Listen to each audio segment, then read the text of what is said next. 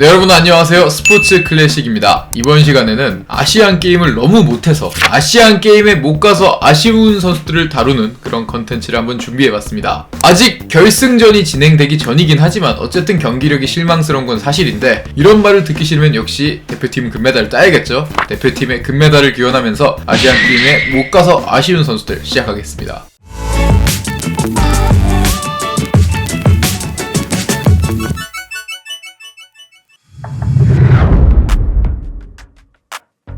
말할 필요가 없이 마지막에 빠진 이의리가 가장 아쉬운 선수 중에 한 명이라고 생각합니다. 일단 국제대회 같은 큰 경기에는 자완투수가 반드시 필요합니다. 특히 최근 아시아 야구의 흐름이 좌타자들이 많은 게 보편적인 흐름이기 때문에 이 좌타자들을 봉쇄할 강력한 자완투수의 존재는 반드시 필요합니다. 우리가 대만의 자완투수 린 유민에게 막혀서 예선 라운드에 대만에게 패하면서 뼈저리게 느꼈겠죠. 구위가 괜찮은 선발이 가능한 자완투수 반드시 필요한데, 지금 대표팀에 이의리를 대신할 만한 카드는 없습니다. 물론 이의리 선수가 올해 KBO 리그에서 제구가 안 좋았던 건 팩트라고 할 수 있습니다. 그러나 이의리만한 구위를 가진 국내 투수가 없는 것도 팩트예요. 그렇기 때문에 좀 아쉬운 게 사실인데, 더군다나 류중일 감독을 포함한 대표팀 전력구성위원회는 이의리 선수가 손가락 부상으로 선발 투수로 좋은 모습을 보이기 힘들어서 제외했다라고 이야기를 했는데, 제외 당한 이후 이의리는 100구에 가까운 투구수를 소화하는 모습을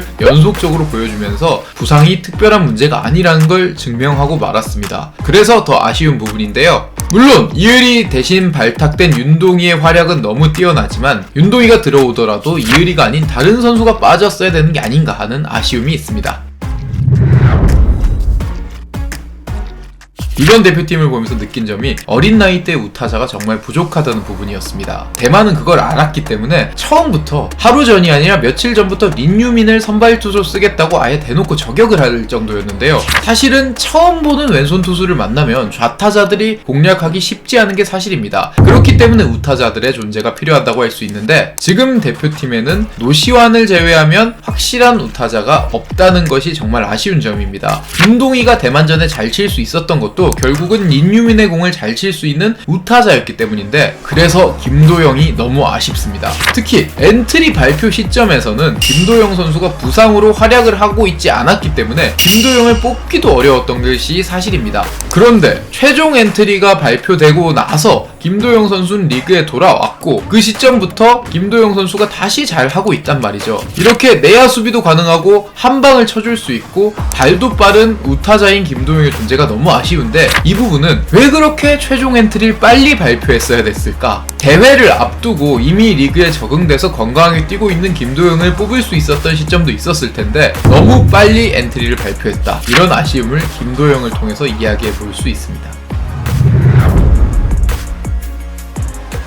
KBO 리그에서 후반기 가장 핫한 타자 중에 한 명이 바로 이주형입니다. 나이도 2001년생으로 이 선수는 아시안게임 대표팀 연령대에 속하는 선수인데, 와일드카드도 아닌 이주형을 왜 못 뽑아갔을까요? 이주형이 예비 엔트리에 없었다는 게 문제입니다. 규정에 의해서 아시안게임위원회 쪽에 제출한 예비 엔트리에 없는 선수는 부상 등의 이유로 교체를 하더라도 이 선수로 교체를 할 수가 없습니다. 예비 엔트리 내에서만 최종 엔트리를 교체할 수 있었기 때문에 예비 엔트리에 있었던 김성윤, 윤동희, 김영규 같은 선수들이 갈 수 있었는데요. 저는 이 부분이 진짜 문제라고 보는 게, 예비 엔트리는 198명으로 짜여져 있습니다. 그러니까 어지간한 이름을 알린 유망주는 모두 다 있다는 이야기인데, 이주영이 왜 여기에 없었을까요? 이주영은 군 입대 전 2군에서 OPS 0.970을 치며 강타자의 면모를 보였고, 군대에 다녀온 올 시즌부터 예비 엔트리 발표 시점에 이미 2군에서 OPS 1.0이 넘는 활약을 보여주고 있었습니다. LG 2군에서 이미 이 선수는 남다른 잠재력을 가지고 있다는 걸 증명하고 있었고, 트레이드하고 터져서가 아니라 이 정도 2군 기록을 보여준 선수는 예비 엔트리에는 이미 있었어야 되는 게 정상입니다. 최종 엔트리는 몰라도 198명의 이 정도의 선수가 못 든다는 건 말이 안 되는데, 당장 LG에만 하더라도 이주영하고 비슷한 정도의 취급을 받았던 유망주인 이재원이나 송찬희 같은 선수는 또 있었단 말이죠. 도대체 매번 회의를 하면서 무슨 이야기를 했길래 이 정도의 선수를 예비 엔트리에도 안 넣었을지, 정말 진지하게 당신들 이주영 몰랐지? 하고 이야기를 하고 싶을 정도입니다. 이거는 그냥 2군 선수를 살펴볼 성의가 부족했던 부분이다, 이렇게밖에 볼 수가 없습니다.